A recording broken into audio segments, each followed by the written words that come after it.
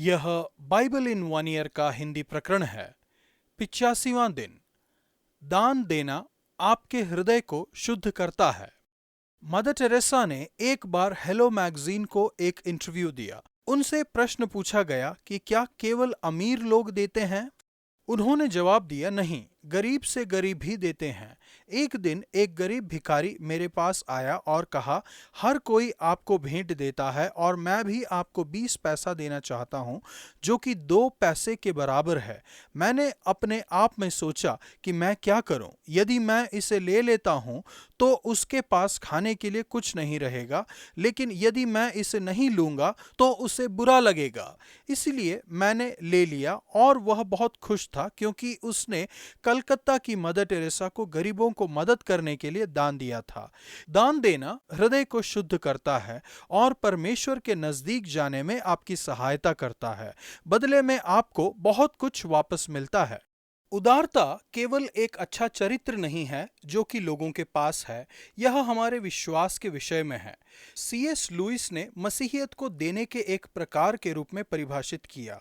परमेश्वर ने यीशु में आपको अपनी उदारता दी है, यूहन्ना 3:16, और आप दूसरों के प्रति विश्वास और उदारता में उत्तर देने के लिए बुलाए गए हैं। आज का हर लेखांश आशीषों और श्रापों के विषय में है। आशीष की पूंजी है उदारता। सत्यनिष्ठ उदारता पूर्वक देते हैं। भजन संहिता 37:21। भजन संहिता 37:21 से 31 तक। हमेशा उदार बने। कुछ लोग जीवन में देने वाले हैं और कुछ लेने वाले। दाऊद के अनुसार यही सत्यनिष्ठ और दुष्ट के बीच का मुख्य अंतर है। दुष्ट लेता है और कभी वापस नहीं लौटाता, सत्यनिष्ठ देता है और देता है। अंत में उदार को बहुत कुछ मिलता है। उदारता कभी कभी किया जाने वाला एक कार्य नहीं है, यह जीने का एक तरीका है। उदार व्यक्ति हमेशा उदार होते हैं और मुक्त रूप से देते हैं। परमेश्वर को वे लोग पसंद हैं जो इस तरह से जीते हैं। शायद आपके सामने परेशानी आए और आप डगमगा जाएं, लेकिन आप गिरेंगे नहीं। परमेश्वर का वादा है कि वह आपको और आपके बच्चों को आशीष देंगे। आज के विश्व में हम बहुत से ऐसे बच्चों से मिलते हैं जो रोटी की भीख मांगते हैं। इस भजन का सबसे बड़ा चित्र है एक दर्शन कि परमेश्वर के सभी लोग आपसी उदारता दिखाएं, देना और ग्रहण करना। जो लोग उदारता पूर्वक गरीबों को देते हुए परमेश्वर के पीछे हो लिए, उनकी खुद की जरूरतें भी पूरी हो गई थीं जब वस्तुएं बदतर हो चुकी थीं, चाहे आर्थिक रूप से या किसी और क्षेत्र में। बाकी का समुदाय उनकी जरूरतों में उनकी सहायता करेगा। आज हम जानते हैं कि स्थानीय रूप से और इसके परे बहुत जरूरत है। परमेश्वर चाहते हैं कि उनके सभी बच्चे उदारतापूर्वक देने के द्वारा एक दूसरे को संभालें।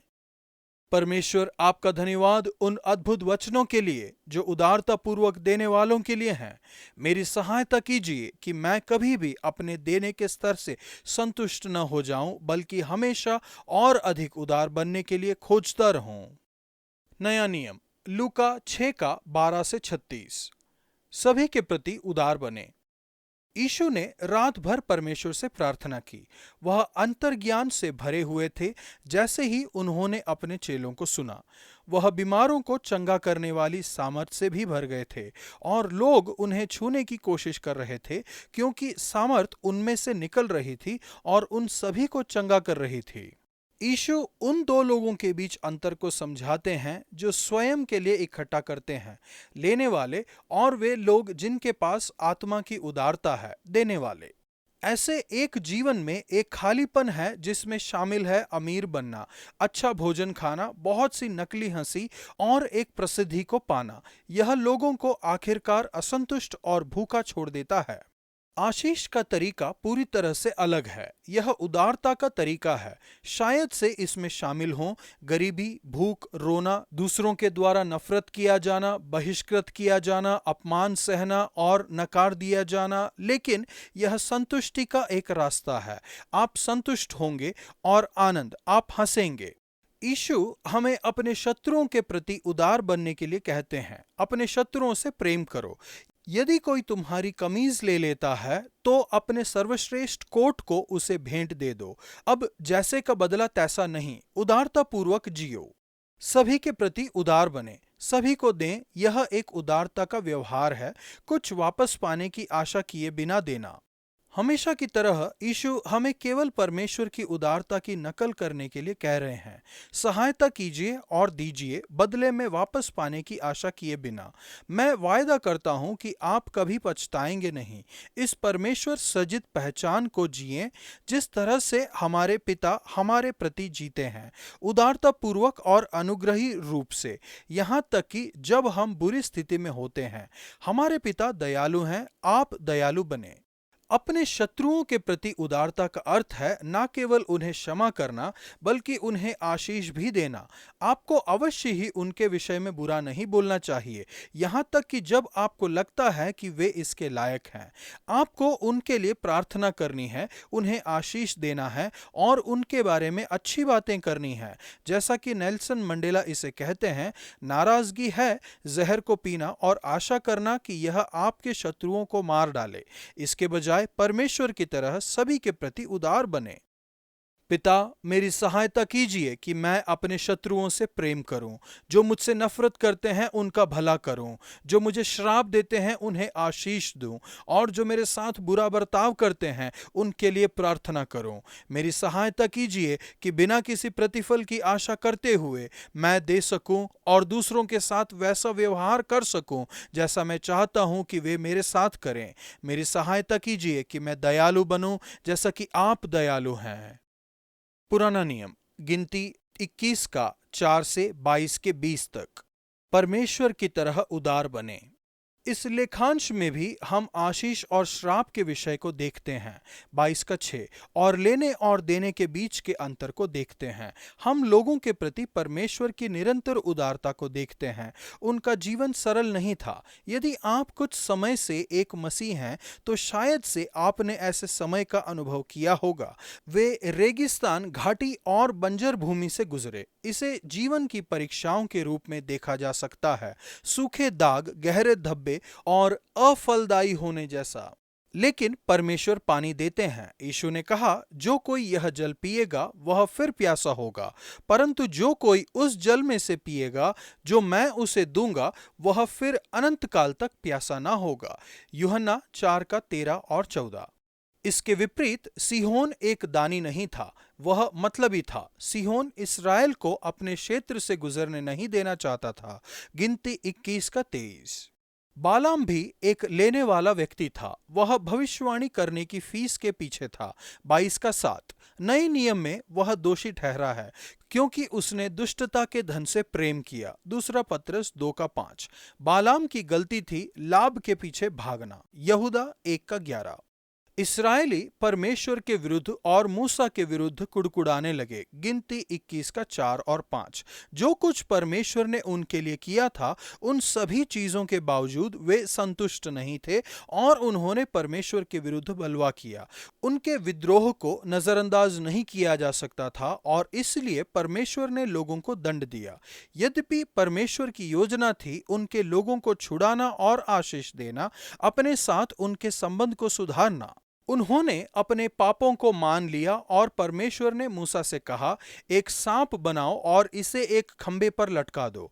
जिस किसी को सांप ने काटा हो और वह इसे देख लेता है तो वह जीवित रहेगा। तो मूसा ने एक पीतल का सांप बनाया और इसे एक खंबे पर लटका दिया। फिर जब किसी को सांप काट लेता और वह व्यक्ति पीतल के सांप को देखता तो वह जीवित रहता।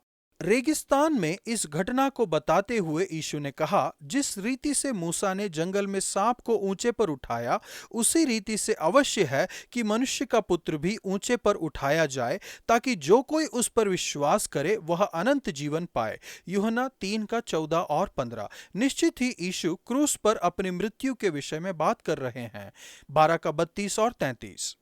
परमेश्वर अपनी उदारता में ऐसा बलिदान देते हैं जो आपको क्षमा को जानने में सक्षम बनाता है। मूसा के दिनों में ऊंचे पर चढ़ाया गया उन लोगों को भौतिक जीवन देता था जो विश्वास में इसे देखते थे। ऊंचे स्थान में क्रूस पर चढ़ाया गया मसीह उन लोगों के पास अनंत जीवन को लाता है जो विश्वास में देखते हैं और उनमें विश्वास करते हैं। आप क्षमा को कमा नहीं सकते। अनंत जीवन एक मुफ्त उपहार है, लेकिन तब भी आपको उस उपहार को स्वीकार करना चुनना है। विश्वास करना इच्छापूर्वक किया गया कार्य है जो परमेश्वर के मुफ्त उपहार को स्वीकार करता है। 3:15। 19वीं शताब्दी में चार्ल्स हैडोल स्पर्जन एक महान और सबसे प्रभावी वक्ता थे। उन्होंने अपने उद्धार के बारे में बताया जब एक टीनेजर के रूप में उन्होंने उपदेशक को कहते हुए सुना, यीशु मसीह को देखो, देखो, देखो, देखो। आपको कुछ और नहीं करना है, केवल देखना है और जीना है।